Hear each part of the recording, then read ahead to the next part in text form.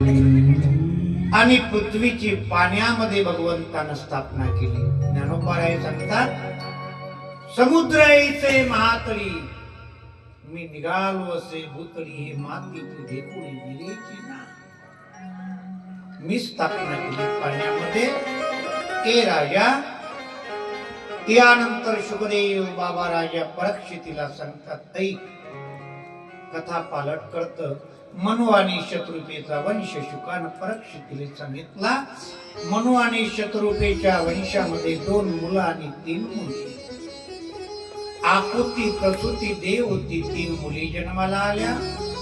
उतानपाद आणि प्रियव्रत हे 2 मुलं जन्माला आली. राजा, आकुतीचा विवाह रुची नामक साधू सोबत झाला आणि महाराज प्रसूतीचा विवाह प्रजापती दक्षासोबत. 60 कन्या, त्यातल्या 27 कन्या चंद्राला दिल्या. 1 कन्या भगवान महादेवाला अर्पण केली, तिचं नाव सती. भगवान महादेवाने सतीचा संसार फार काळ टिकला नाही. महाराज का टिकला नाही? या दोघांच्या संसारामध्ये शंकेनं घर केलं. शंकेनं. ज्ञानोबाराय सांगतात, म्हणून संशयाहुनी थोर पाप नाही अनेक घोर, विनाशाशी वाघोर प्राणी यातो.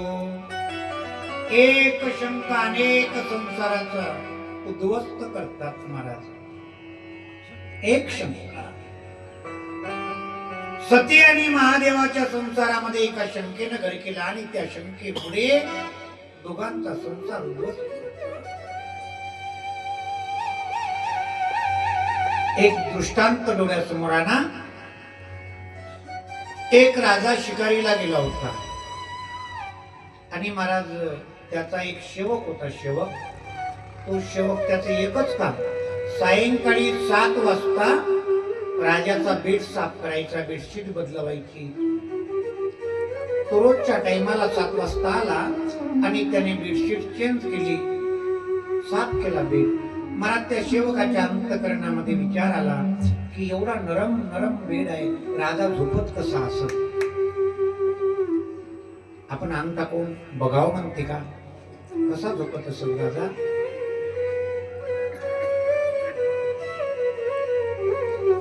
सहज त्या सेवकाने अंग टाकलं. महाराज थकून होता, कधी तसा बेड बघितला नाही. आणि महाराज जसं अंग टाकलं ना, अंग टाकल्या टाकल्या लगत डोळा लागला त्याचा. कल्पनाच नाही. रात्रीचे 10 वाजले. 10 वाजता राणी आपले सर्व नित्यनेमाचे काम करून शयन कक्षामध्ये आराम करायला आली. हा माणूस थंडीचे दिवस असल्यामुळे विताळाकडे तोंड करतो आणि पांघरून झोपून जातो. राणीला वाटलं आपल्या बेडवर झोपू नये, म्हणजे शंका यायला कारण नाही, मालकच आहे आपले. शिकारीवरून लवकर आले असं, थकले, झोपून गेले. काय उठवायचं? दुधाचा प्याला टेबलवर ठेवला राणीनं आणि राणी इकडं तोंड करून झोपून गेली. 1:30 वाजता रात्री खरा राजा शिकारी येऊन आला आणि राजा आपल्या महालामध्ये गेला. बघितलं इकडं तोंड करून आराम करत आहे ती आपली पत्नी आहे आणि आपल्याच बेडवर एक दुसरा पुरुष आहे, तो भिताळाकडे तोंड करून आहे, दोघंही झोपून आहे. राजाच्या मनात विचार आला, माझ्या बेडवर कुणी का असू दे. महाराज हे दृश्य बघितल्यावर तळपायाची आग मस्तकात सहज जाणे. म्यान मधून तलवार काढली, दोघांचे मुंडके उलवणार. एवढे विचार आला की एकदा काय प्रकार आहे बघू तर देवा, आहे तर काय. राणीला उठवलं. ऐकलं का बे? उठ. राजाच्या तोंडातून काही शब्द निघायच्या आधी राणी म्हणाली, मालक तुम्ही आता आले तर हा कोण आहे? मग झोपलेला कोण आहे? राजा म्हणतो, हाच प्रश्न मला तुला करायचा, कोण आहे तू?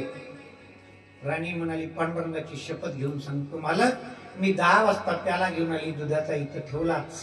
हा असाच झोपून दिसला. मला वाटलं तुम्ही थकून आले, काय उठवायचं म्हणून सहज मी इकडे तोंड करून अंग टाकलं.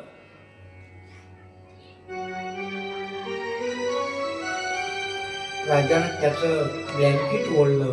ओढल्याबरोबर ते धातीला उठलं आणि पुढं राजा पाहून डायरेक्ट राजाच्या पायावर मस्तक ठेवलं. मालक एक शब्द दोन शब्द मला बोलू द्या, मग तुम्हाला काय सजा द्यायची आहे द्या. ऐका मालक, मी तुमच्या राज्यातला सेवक आहे, माझ्याकडे एकच काम आहे, तुमचा बेट सायंकाळी 7 वाजता साफ करणे. मी रोजच्या वेळेवर माझा बेट साफ करायला आलो.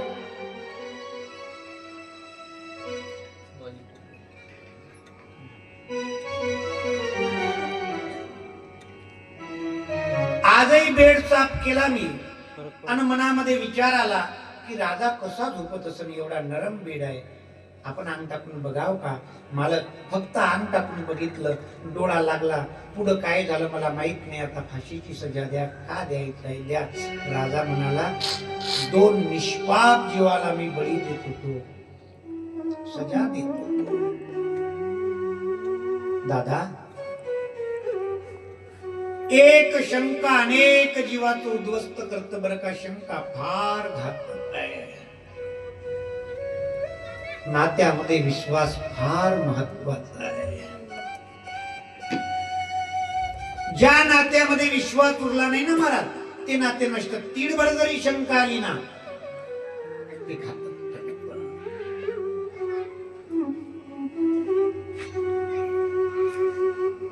एकदा भगवान भोलेनाथ भजन करत होते. भजन, महादेव कुणाचं भजन करतात माहित आहे का? भगवान कैलासपती महादेव भजन करी महादेव. वैश्वनाथ भेद आहे, वैष्णव आणि शैव. भक्तांमध्ये भेद आहे, देवात भेद नाही. एकाचे हृदय एकमेकांच्या हृदयामध्ये आहे.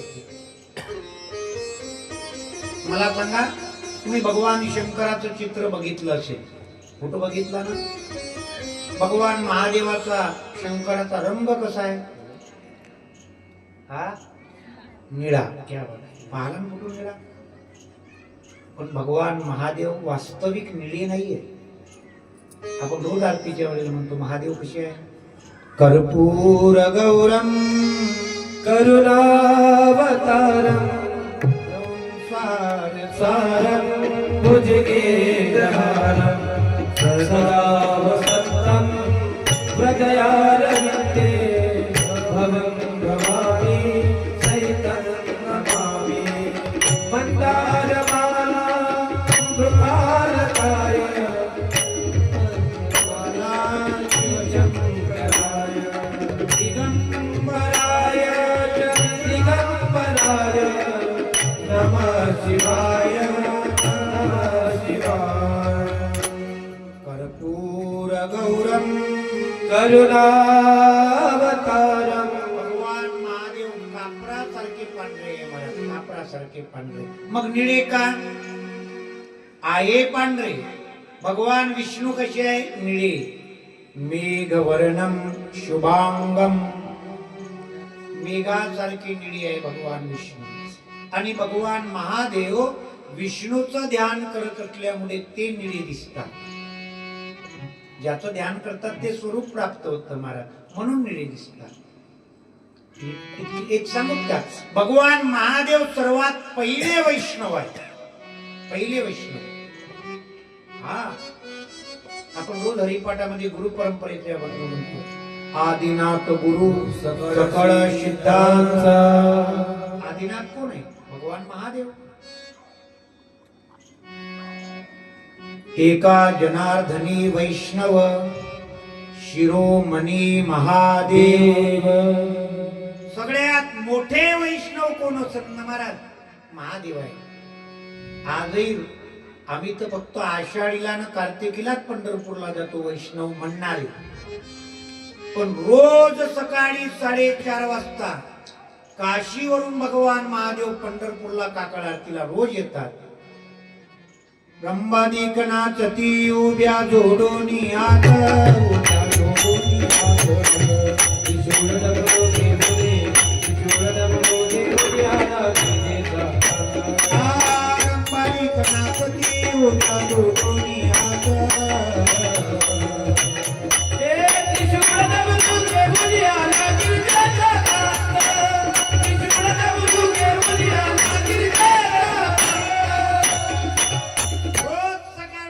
भगवान महादेव काशीवरून पंढरपूरला काकड आरतीला जातात रोज. हा भेद भक्तांमध्ये आहे. उभ्या चंदनवाले यायचं आडव्या चंदनवाले यायचं जमत नाही. भेद आहे भक्तात. 2 गाव होते मला, एक शिवपूर आणि एक विष्णुपूर. 2 गाव. शिवपुरामधले सगळे शैव भगवान महादेवाचे भक्त आडवे चंदनवाले, आणि विष्णुपुरामध्ये सगळे वैष्णव उभ्या चंदनवाले. दोघांचं अजिबात पटेना. विष्णुपुरामधील सगळे लोक उभे काम करत होते, उभे चंदनवाले. आणि शिवपुरामधले सगळे लोक काम आडवे करायचे. त्याले पराठीचे सारे फळाचे असून तर आडवे, हे उभे. दोघांचं 36 चालायचे. हे महादेवाचे भक्त, ते पांडुरंगाचे भक्त. एकदा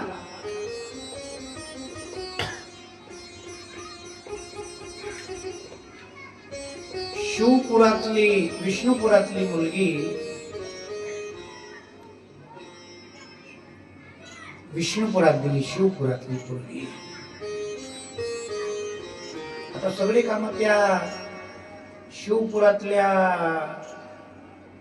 मुलींना सवय होती आडवं काम करायची सगळी. आता बापाच्या घरी ती परंपरा होती, सर्व आडवं चंदनवाले काम आडवं. लग्न झालं, सकाळी सकाळी 4:30 वाजता उठली की मग जुन्या काळामध्ये पोत्रा मारा लागे घराला, सारवं नको. आता वाटत नाही मला एकाही घरी पोत्रा म्हणजे काही माहीत असं. देव जाणे सासवा सारवल्या बिचारी, पोत्रा राहिलाच नाही. आता तिनं पोतीरा हातात घेतला आणि घर सारवू लागली. आता सवय होती आडवं सारवायची, आडवं ते सारवत आहे आडवं. सासरा बाहेर जायला डबा घेतला, टमरेल निघाला आणि सून आडवं सारवत आहे दिसली. पहाटे पहाटे सुनावर कातवला, ए बाई, हे तुझ्या बापाचं शिवपूर नाहीये, आम्ही पांडुरंगाचे भक्त आहोत.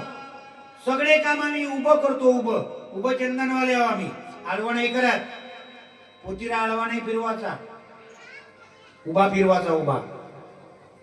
आता ती सर्व आडवेची सोय होती. ते कसं तरी मोठ्या मुश्किलीने उभा फिरवला. सासरा गेला, संडासले जाऊन आला. आल्या तिकून हातावर मंजन घेतलं, तोंड घासू लागला. सून गेली पुढे, मामाजी काय झालं? तुम्ही विष्णुपुरातले लोक? हा. एकही काम आडवं जमत नाही? नाही. मग दात उभं घाता ना, काही आडवं घातता, कशाला घातता? भेद देवात नाही महाराज, भक्तात नाही भेद आहे. एक एकाच हृदय, दोन्ही सारखे सारखे. त्रिशूळावरी काशीपुरी, चक्रावरी पंढरी, दोन्ही सारखे सारखे.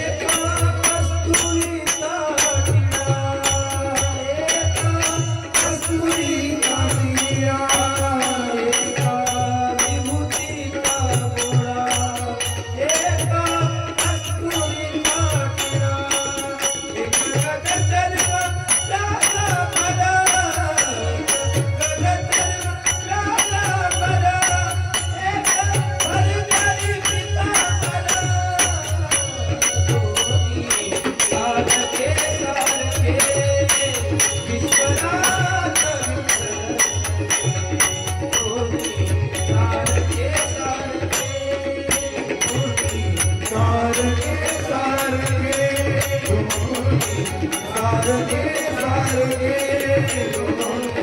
सारखे भेद भक्तांमध्ये मला देवात भेद नाही. भगवान महादेव सदैव श्रीरामजीचं चिंतन करतात, पण सती आई साहेबांच्या अंतःकरणामध्ये शंका आली, जे स्वतः देव आहे ते कोणाचं भजन करतात म्हणे रामजीचं. मग मी त्या रामजीची परीक्षा घेते. सती आई साहेबांनी सीतेचं रूप धारण केलं आणि महाराज भगवान राम त्रेता युगामध्ये लीला करत होते. वनांतरामध्ये सीताई साहेबांचा शोध घेत असताना विलाप करत होते, सीते सीते सीते. सती आई साहेब भगवान राम प्रभूच्या पुढे जाऊन उभी राहिल्या सीतेचं रूप घेऊन. त्यावेळेला प्रभू रामचंद्राने ओळखलं आणि वंदन केलं. आई तुम्ही इथे? दशरथ पुत्र रामचंद्राचा प्रणाम स्वीकार. सती आई साहेब लज्जित झाली. मी चूक केली प्रभू ओळखायला. आणि महाराज कैलास पर्वतावर सती आई साहेब निघून गेली.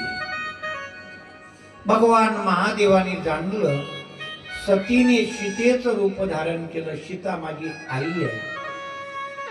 आजपासून तिचं आणि माझं नातं आईचं न मुलाचं.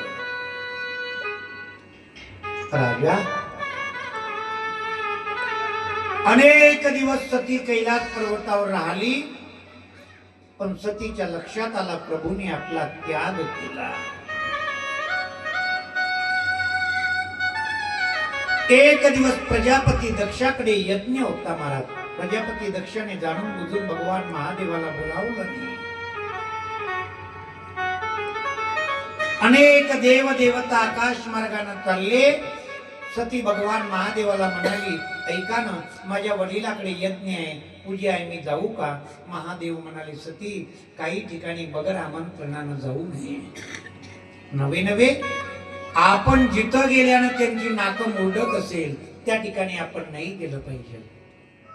सुनावू उमामये अनुभव अपना सुनावो उमामये अनुभव अपना सुनावो उमामये अनुभव अपना सुनावो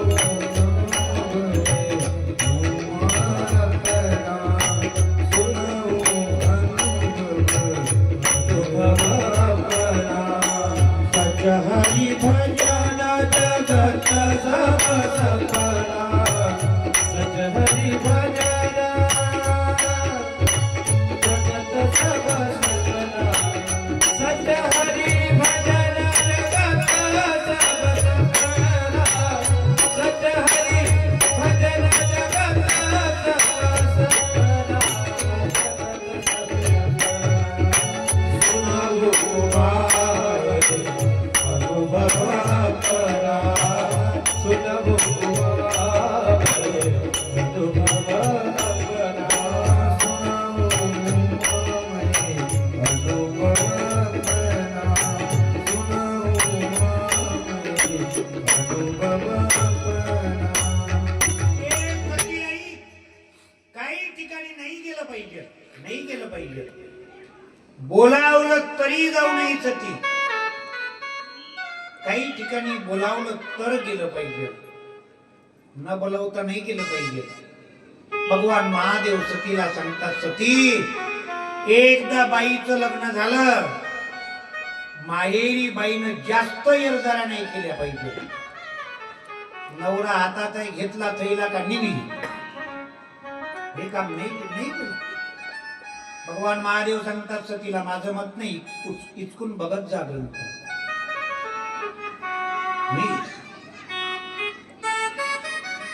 वर्षातून 1 किंवा 2 येरदार बाईनं केल्या पाहिजे. अपवाद वगळता काही प्रॉब्लेम आहे, काही प्रसंग आहे, सुख आहे, दुःख आहे, त्यावेळेला 4 वेळा जावं लागेल, हा प्रसंग वगळता. पण नित्य नेमानं विशेष नाही केलं पाहिजे. आणि जावयानं सासूरवाडीला तर विशेष जाऊच नाही. जावयाला जर सासूरवाडीला पाय धुवाला पाण्याच्या टाक्यावर बाथरूम मध्ये जायची वेळ आली तर समजाव सासूरवाडीचे जायचे दिवस संपले आपले. हा? नाही गेलं पाहिजे. काही ठिकाणी सन्मानाची गोष्ट आहे महाराज. सन्मान आहे. भगवान महादेव सांगत आहे काही ठिकाणी गेलं पाहिजे. बोलावलं तरच गेलं पाहिजे. महाराज काही ठिकाणी बोलावलं तरी जाऊ नये. एखादा म्हणत आहे चालणं फाट्यावर चौकीवर कशाला चालणं, अरे माझ्या खिशात नाही ना, मी पाचतो चाल. बोलावलं तरी जाऊ नये अशा वेळेला. एकदा भगवंतांनी पांडवाला विचारलं तुम्ही जुगार खेळायला का गेले रे? देवा बोलावलं म्हणून गेले. अरे काही ठिकाणी बोलावलं तरी जाऊ नये. काही ठिकाणी न बोलवता गेलं पाहिजे. बोलवायची वाट बघू नये. कथा चालू आहे, बाई तू सप्ताहाले दिसत नाही हो, सकाळी नव्हती कथेला, आत्ताही नव्हती कथेला येत नाही, मला का बोलावलं का त्याईनं? अरे कार्यक्रम वाल्याच्या पोरीचं लग्न आहे का तुला बोलवाला? कथा कीर्तनामध्ये बोलवायची वाट बघू नये. 7 दिवसाचा जरी उपवासी कथा कीर्तनासी सोडू नये.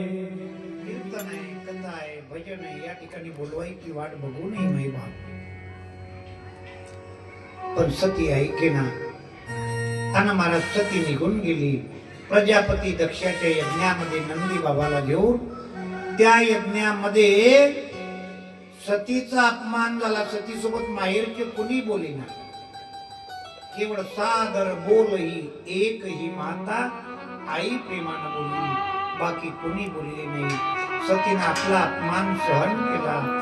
यज्ञ कुंडामध्ये गेली. यज्ञ कुंडात भगवान महादेवाचं स्थान रिकाम दिसलं महाराज. ईशान्य कोण भगवान महादेवाचा असतो दादा. ईशान्य कोण आपल्या घरातलं जे ईशान्य कोण आहे ना, ते भगवान महादेवाचं ठिकाण आहे. पूर्व आणि उत्तर या 2 दिशेच्या मधामध्ये जो कोण तयार होतात, उत्तर आणि पूर्वेच्या मधात, त्याला ईशान्य कोण म्हणतात. घरातली ईशान्य कोणामध्ये देवघर असावं. देवघर देवघर का? ते भगवान महादेवाचं वास्तव्य ईशान्य कोणामध्ये असतं. एक तर तुळस असावं, पर्याय बोरवेल असावं. अशा गोष्टी ईशान्य कोणामध्ये. आग्नेय कोण आहे, पूर्व आणि दक्षिणेच्या मधात जो आग्नेय कोण आहे, त्या कोणामध्ये घरचं किचन असावं, स्वयंपाकघर असावं. ईशान्य कोण भगवान महादेवाचं वास्तव्य आहे. काही कारणास्तव ईशान्य कोणात देवघर बनवता येत नसेल, त्या कोणामध्ये रोज सकाळ संध्याकाळी दिवा लावत गेला पाहिजे. का? तिथे भगवान महादेव राहतात ईशान्य कोणामध्ये. सतीला ती कोण रिकामा दिसला. त्या वेळेला आपल्या पतीचा अपमान तिनं सहन केला नाही. ऐका ना दादा, खरी पतिव्रता स्त्री असेल ना, ज्या ठिकाणी आपल्या मालकाचा अपमान होते त्या ठिकाणी बाईनं जाऊ नये. एकदा